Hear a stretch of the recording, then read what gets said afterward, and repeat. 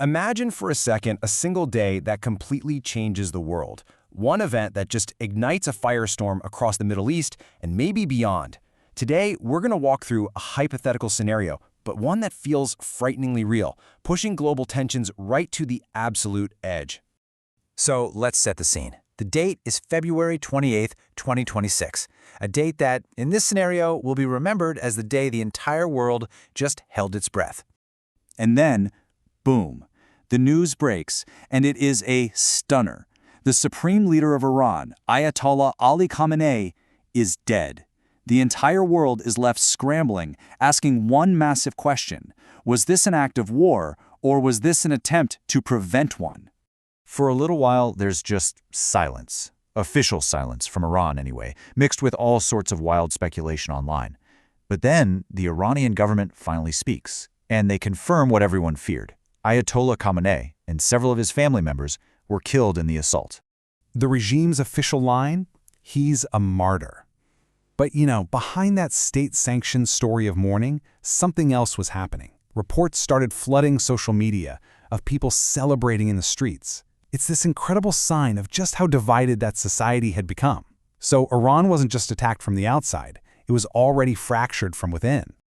So how did we get here? How did Iran become so vulnerable? To really get it, we need to rewind the clock a bit. Because this explosion of violence, it didn't come out of nowhere. It was really the final step in a long march towards conflict, full of broken promises and escalating tensions.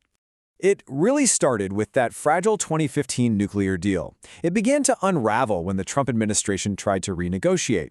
Fast forward to 2025, and those talks had pretty much fallen apart. And then a major turning point. Israel strikes Iran while negotiations are happening. That just shattered any last hope for diplomacy. Iran, feeling totally cornered, makes this fateful decision to race ahead to 90% uranium enrichment. That's weapons grade. The West's response was swift and predictable. They slammed on crippling sanctions again, and really, the path to war seemed all but inevitable. Which brings us right back to where we started, the dawn of February 28th. As the sun was coming up over Tehran, a storm of steel was unleashed, a meticulously planned, coordinated assault designed to, well, decapitate the Iranian regime. And these attacks, they had names. And let me tell you, these names meant business. Israel called its part Operation Roaring Lion. The U.S. called theirs Operation Epic Fury. These weren't just call signs. They were a declaration of a shared goal: neutralize the Iranian threat for good. The sheer scale of this thing was just staggering. We're talking about Israel launching the largest air attack in its entire history. Over 200 fighter jets, including their top-of-the-line F-35 stealth fighters, swarming into Iranian airspace. They hit over 500 strategic targets. But look, this wasn't just about taking out military hardware. No, the strikes were aimed right at the heart of the regime's power structure. They hit the presidential palace, the National Security Council, and, of course, the decisive blow, Khamenei's own personal residence. And this was a truly modern, multi-front assault. It combined everything: conventional airstrikes, cruise missiles launched from the sea, swarms of kamikaze drones, and at the exact same time, a massive cyber attack was blinding Iran's radar systems, basically leaving them flying blind. They even blasted propaganda messages to Iranian media and cell phones, a psychological attack meant to create total chaos. So, what was the official reason? According to Israel, this was a preemptive strike.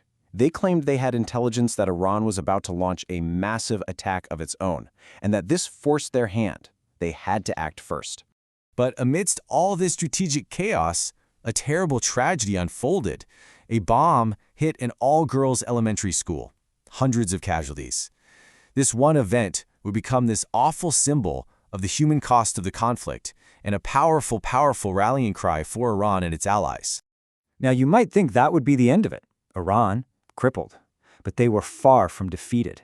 They responded with a furious retaliation of their own, and the conflict that started in Tehran, it quickly exploded, engulfing the entire region.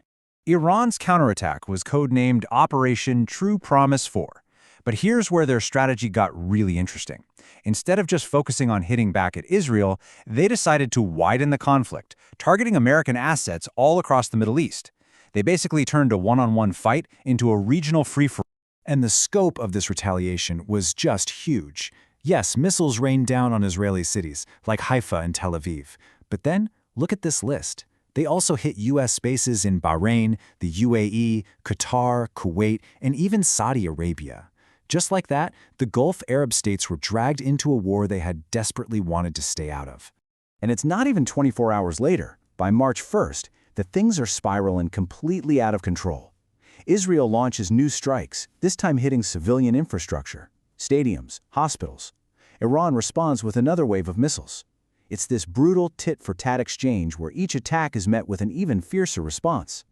So, with the supreme leader gone, Iran in absolute chaos, and the whole region basically on fire, the rest of the world just braces for the shockwaves.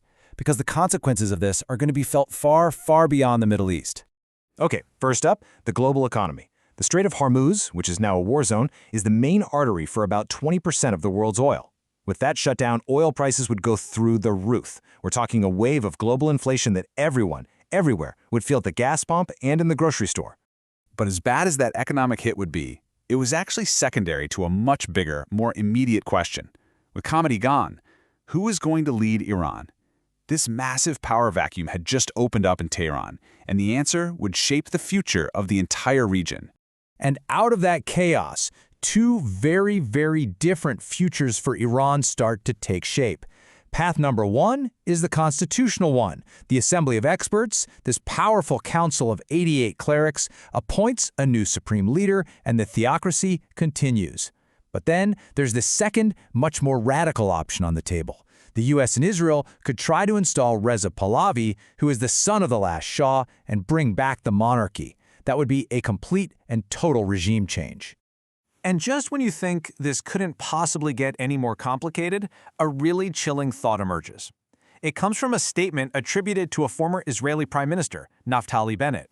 He basically suggested that powers in the region always need an enemy to stay unified. His alleged take? Turkey is the new Iran. Which leaves us with the ultimate terrifying question. Is what we're looking at the dawn of a new Middle East, one that's been reshaped by force? Or is this just the opening act of a much bigger conflict, one that could spiral into a new world war? For now, the answer to that remains dangerously unclear.